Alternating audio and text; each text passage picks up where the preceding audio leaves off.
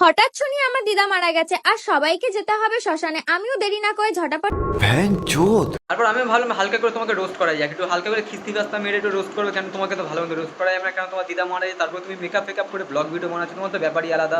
দেখে তো মনে হচ্ছে মনে কোনো কষ্ট নেই, হেভি আনন্দ ফুর্তি, মনে হচ্ছে একটা পার্টিতে যাচ্ছ, বাড়ে যাচ্ছ, ওরকমই তো মনে হচ্ছে।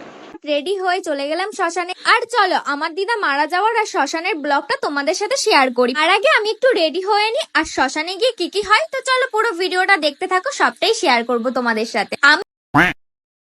কি কি হয় এর মানে কি, বাড়া এর মানেটা কি বোঝাতে চাস তুই? মানে হবে আর কি কি হবে? ওটাকে পার্টি কোনো বার নাকি? ওখানে আবার এখন ডিজে আলোক আসবে নাকি বা ডিজে সিনেক আসবে যে মিউজিক বাজাবে ওখানে? ভেবেই পাচ্ছিলাম না কোন ড্রেসটা পরবো। তারপরে আমি ভাবলাম যে আমার তো একটা সুন্দর ড্রেস আছে, আর আমি এই ড্রেসটা পরে নিলাম। আর একটু মেকআপ না করলে হয় তো, একটু টোনারটা মেখে তারপর ভাবছিলাম মেকআপটা শুরু করবো। তো চলো মেকআপটা শুরু করতে করতে তার আগে তোমাদের একটা গল্প বলি। আমি একটু মেকআপ না করলে হয়? তুমি ওরা বাড়ে যাচ্ছ, বাড়ে গেলে মানুষ মেকআপ করে যেতেই হবে, এখানে সব ছেলেরা ওখানে তাকাবে তো।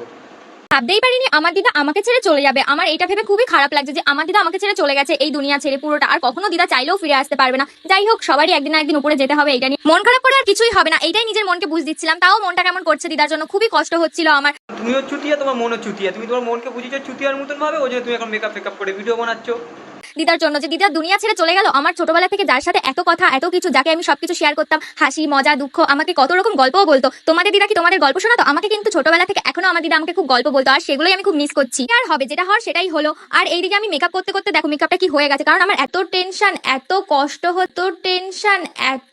यहीं पटक के चोट देंगे। টেনশন? টেনশন কিসের ভাই? কিসের টেনশন? মানে মানুষটা নেই, মানে ও আর এই ওয়ার্ল্ডে এক্সিস্ট করে না, ও মারা গেছে, ওই মানুষটা মরে গেছে, ওর জন্য কিসের টেনশন? আর তোর জন্য ওর জন্য মেকআপ নষ্ট হয়ে যাচ্ছে? মানে কথা কোনো লজিক নেই, কিছু নেই, বাড়া বলতে পারলে কি হলো বাড়া একটা কথা। সে আমার দিদার জন্য যে আমি আর কিছুই করতে পারছিলাম না, তাই জন্য ভাবলাম যে একটু যেমন তেমন রেডি হয়ে ন্যাচারাল ভাবে যাই। জানো তো তোমার বাড়া দেখো, সবাই দেখো, এটাকে মানে যেমন তেমন করে মেকআপ করে মানে রেডি হয়ে যাওয়া বলে, একেই বলে যেমন তেমন করে। বাড়া আমরা তো বোকা চোদা, চুল ফুল আছে, বাকি মেয়েরা তো পাগলা চোদা। এর মানে বাকিরা তো পার্টি ফাটিতে গেলে এমনি ওরম ড্রেস পরে, আর তোর ড্রেস দেখে তো এমনি তো মনে হচ্ছে তুই পার্টিতে যাচ্ছিস বা বাড়ে যাচ্ছিস, দেখে তো মনে হচ্ছে না বা শ্মশানে যাচ্ছিস। সাথে আমি ডেলি ব্লগ শেয়ার করছি, ভাবলাম এইটাও শেয়ার করি তোমাদের সাথে যে কি কি ঘটলো আমার সাথে। আর জানো यहीं पटक के चोट देंगे। चल কি কি ঘটলো তোর সাথে, এর মানেটা কি? তুই যুদ্ধ করতে যাচ্ছিস বাড়া? সত্যি বাড়া কি বলবো, কিছু বলার নেই। কিছু কিছু মানুষের, কিছু কিছু মেয়েদের বাড়া বুদ্ধি হাঁটুর নিচেই থাকে, সত্যি এটা। ওই তো আমি একটু সাজতে ভালোবাসি, তাই জন্য আমি দেখছিলাম যে তাড়াতাড়ি করে যেটা করা যায় আগে সেটাই করি। আর এইদিকে আমি বুড়োটা একটু আঁকিয়ে নিলাম যেমন তেমন ভাবে। আমি তাহলে ওরা এটাই দেখা বাকি ছিল বাড়া, দেখে নিলে বাড়া। এই যে একে বলে নরম ভাবে সেজে গুজে একটা শ্মশানে যাওয়া। কিন্তু বেশি কিছু করছি না, আইব্রোটা হালকা করে একটু আঁকিয়ে নিলাম। আমি কিন্তু সেই রকম কিছু সাজি না, জাস্ট একটু চোখের উপর গ্লিটার দিয়েছি আর একটু হালকা করেই সাজি, সেরকম কিছু না। দেখো কেমন লাগছে তাই বলছিলাম। আর একটা জিনিস বাকি ছিল, যেহেতু মেকআপটা বোঝোই তো, যেন না বোঝা যায়, এই জন্য একটু পাউডারটা দিয়ে দিচ্ছিলাম যাতে মেকআপটা যেন ফুটে ফুটে না ওঠে। এই পাউডারটা দিলে একটু বসে যায়। পাউডারটা একটু ঝেড়ে নিলাম। আর মেয়েদের কত জ্বালা না, না সাজলেও একটু হয় না। তুমি এটা সত্যি বলেছো, এটা সত্যি তুমি একদম ঠিক বলেছো লেওটা।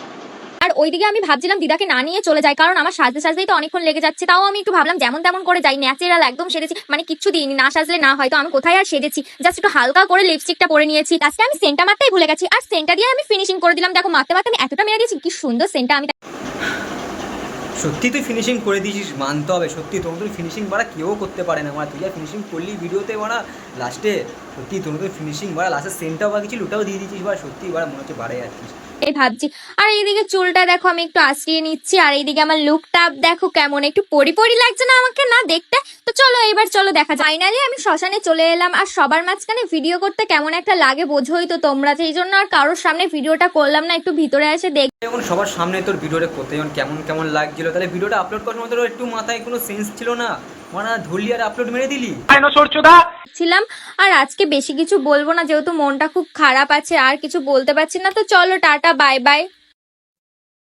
यहीं पटक के चोट देंगे। चल निकल मार दर चोट। আর তুই আর কিচ্ছু বলিস না, আর কেউ কিচ্ছু শুনতে চায় না তোর মুখ থেকে, ঠিক আছে? তোকে দেখতে পড়ি পড়ি লাগছে, তুই রেডি হোসনি, আমরা বড়া বোকা চোদা, আমরা বড়া পাগল চোদা, আর একমাত্র তুই বড়া ঠিক আছিস। তাহলে যাই হোক বড়া, ভিডিওটা ভালো লাগে চ্যানেলটা সাবস্ক্রাইব করো, লাইক করো, শেয়ার করো, ফেসবুক পেজটা আমার ফলো করে দাও, একটু শেয়ার করে দাও। ভিডিওটা ভালো লাগলে টাটা বাই বাই, আবার দেখা হবে নেক্সট ভিডিওতে।